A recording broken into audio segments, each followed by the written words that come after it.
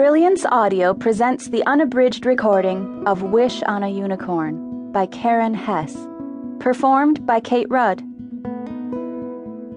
For Kate and Rachel, who have always believed in unicorns, and for Randy, who has always believed in me.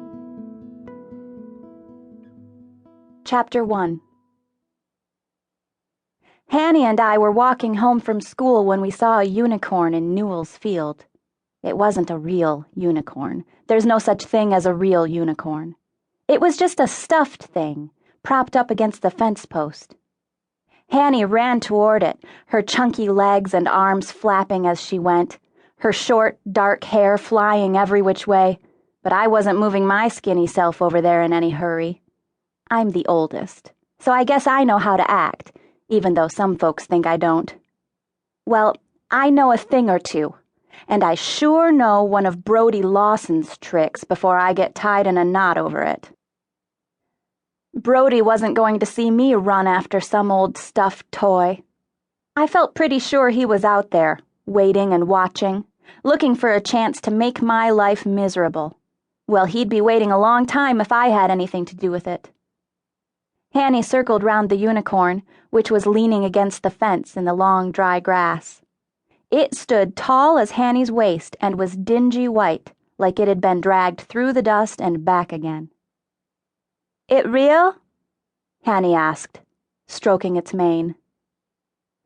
Hannie's different from other kids. She looks normal enough, except one eye is bigger than the other, but she talks baby talk, even if she is nearly 8. So only Mama and me and my little brother Mooch can figure out what she's saying. Mama says Hannie's slow on account of she didn't get enough air to breathe when she was being born. Hannie's slow, all right. Mooch is almost 2 years younger, but he already knows more than Hannie does. He can even read a little. Hannie can't read her own name. All the other kids in her class can read some, but not Hannie. Mama says I have to look out for Hannie and Mooch and teach them a thing or two about this world. Mama doesn't know what a tall order that can be sometimes. Kids at school, especially Patty Jo and Alice, they won't talk to me because of Hannie, even though sometimes I think Patty Jo wouldn't mind being friends. I guess they're afraid Hannie'll rub off on them or something. "It real?" Hannie asked again. "Course it's not real, Hannie," I said. "There's no such thing as a real unicorn. Unicorns are just something you read about in storybooks." I could hear the traffic picking up on the highway behind us. Even on my best day, I can't hear those cars and trucks ripping past without feeling spooked. The ground just shakes underneath me, and my insides get to shaking too. "Why here?" Hannie asked. She was squatting in front of the unicorn. I shrugged. "How should I know?" Hannie picked leaves and dried grass off the unicorn. "Hannie take it home?" "We can't take it, Hannie," I said.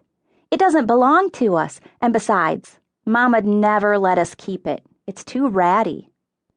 "Not ratty," Hannie said. "Pretty." She really meant it, too.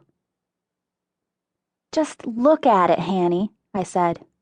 "The unicorn's horn is drooping over, and the head's hanging like somebody tried twisting it off. Mama won't even let it in the house." "Mama might," Hannie said. "Mags ask." Hannie's forever thinking I can do anything. Well, even if I can do most things, there are some things I cannot do, and one of those things is to talk Mama into keeping an old stuffed unicorn. I know Mama. She'd take one look at that old thing and toss it out faster than spoiled milk. "Quit touching it, Hannie," I said. "You're getting yourself filthy." She kept hugging it anyway.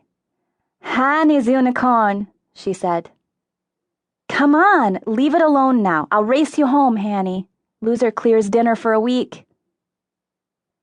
Hannie runs slower than cold gravy, but I would have let her win just to get her away from that old unicorn.